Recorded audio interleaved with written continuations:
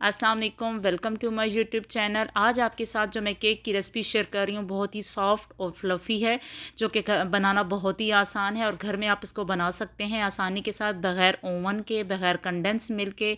तो उसको हम बनाना स्टार्ट करते हैं। अगर आपको रेसिपी पसंद आए तो प्लीज़ लाइक कीजिए और अपने फ्रेंड्स के साथ शेयर कीजिए और मेरे चैनल को सब्सक्राइब कीजिए। तो बनाना इसको स्टार्ट करते हैं।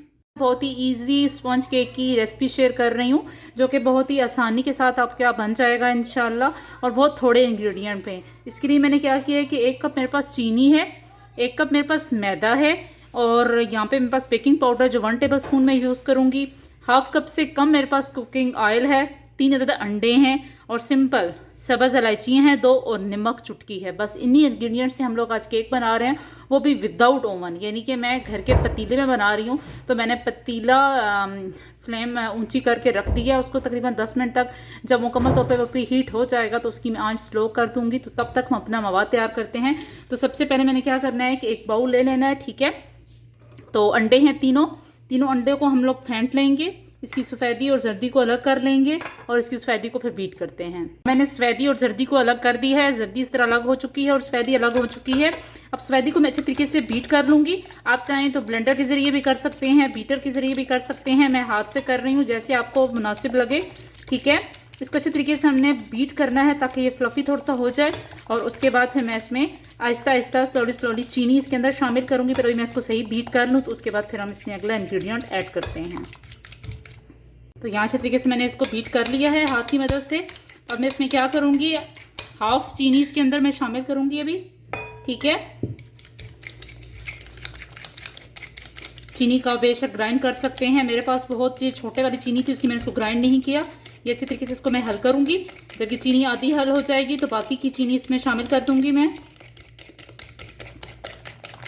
और तब तक मैं क्या करती हूँ कि 1 कप जो मैदा है मेरे पास और 1 टेबल स्पून मेरे पास बेकिंग पाउडर है, उनको अच्छे तरीके से मैं छान लेती हूँ ताकि किसी किस्म का कोई लम्स ना रहे।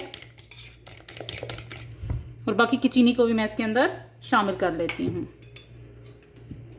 और इनको अच्छे तरीके से बीट कर लेते हैं।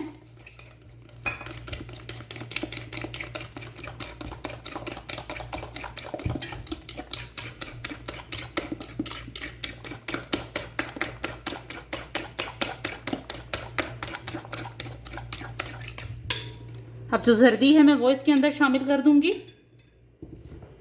कुकिंग ऑयल है वो इसके अंदर शामिल कर दूंगी सारा। बस इनको अच्छे तरीके से मैं करके मिक्स, और उसके बाद दूसरी चीज़ों को मैं छान लेती हूँ, फिर इसके बाद हम इसमें शामिल कर लेते हैं। तो अच्छे तरीके से इसको मैंने मिक्स कर लिया है। आप देख रहे हैं माशाल्लाह इसका बैटर कितना स्मूथ हो चुका है। अब मैं क्या करूँगी कि मैंने अच्छे तरीके से उसको छान लिया था मैदे को, तो अब मैं पहले इसमें ये 1 टेबल स्पून जो बेकिंग पाउडर था और यहाँ पे चुटकी नमक था। नमक इसलिए ऐड किया जाता है ताकि चीनी की थोड़ी सी उसको मिकदार को कम किया जा सके। अब इसके अंदर मैं हाफ करके मैदा ऐड करूँगी। हमने सारा यकदम मैदा इसके अंदर नहीं शामिल करना। अच्छे तरीके से मैं इसको मिक्स करूँगी। इस तरीके से हमने एक ही रो में ये चमचा हिलाना है, इस तरीके से।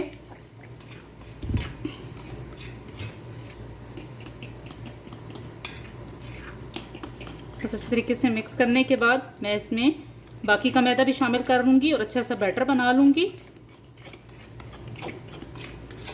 ये शामिल हो चुका है, आप देख रहे हैं माशाल्लाह। अब बाकी का बैटर जो है वो मैं इसके अंदर मिक्स कर लूँगी अच्छे तरीके से, ताकि वो अच्छे तरीके से मिक्स हो जाए।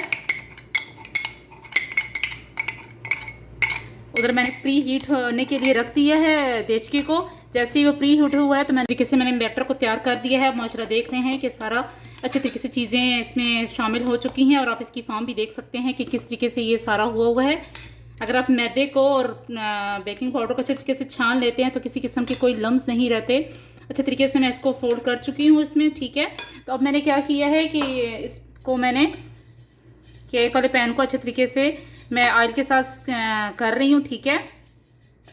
जो बाकी का एक्स्ट्रा ऑयल हम निकाल देंगे, पर अच्छे तरीके से इसको ग्रीस करना ज़रूरी है।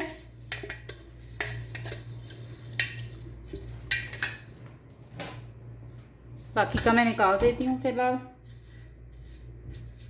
अब मैं क्या करूँगी कि जो मैदा या आटा कोई भी लेके हम इसी तरीके से इसकी स्प्रिंकलिंग करेंगे, ठीक है, ताकि सारा ये कोट हो जाए इस तरीके से, ठीक है।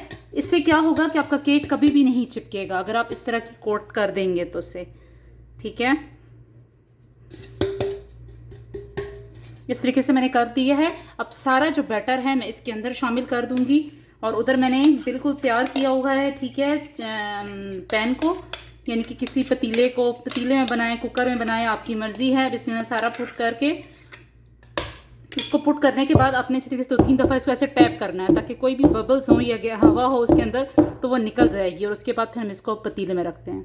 पतीले को प्री हीट किया हुआ है, ठीक है। अब मैं बहुत एहतियात के साथ ये जो बैटर है, मतलब इसको मैं केक पैन को इसके अंदर आराम से ट्रांसफ़र कर दूंगी, ठीक है। हाथ को बहुत बचाना है हमने, ठीक है। इस तरीके से इसको ठीक करके और तकरीबन 30 से 45 मिनट इसको मैं इसमें रखती हूँ और 30 से 45 मिनट के बाद चेक करते हैं कि केक की क्या कंडीशन है। पर यह है कि हमारा पतीला पहले से प्री हीट था, तो पहले से इसको प्री हीट करना ज़रूरी है। 40 मिनट हो गए हैं, हम देखते हैं।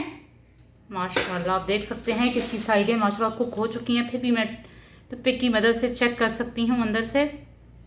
तो माशाल्लाह देखें कि ये बिल्कुल खुश्क है, यानी कि किसी किस्म का कोई भी इसके साथ नहीं बैटर लगा, तो इसका मतलब ये कुक हो चुका है। तब इसमें से मैं आराम से निकाल लूँगी और तकरीबन इसको 10-15 मिनट के लिए छोड़ दूँगी। ठंडा हो जाएगा तो उसके बाद में इसमें से निकाल लेंगे। तो इसको ठंडा हो चुका है ये केक, ठीक है। तो अब इसमें से मैं निकालती हूँ एहतियात के साथ, क्योंकि इसने किनारे अपने छोड़ दिए हैं। तो अब एहतियात के साथ हम निकालते हैं। बिस्मिल्लाहिर्रहमानिर्रहीम। माशाल्लाह आप देख सकते हैं कितना अच्छा स्पंज केक बना है, बिल्कुल ये ओवन की तरह सारी जगह से देख रहे हैं आप। माशाल्लाह कितना अच्छा इसका कलर आया है। उम्मीद करती हूँ आपको पसंद आया होगा। दुआओं में याद रखिएगा। अल्लाह हाफिज़।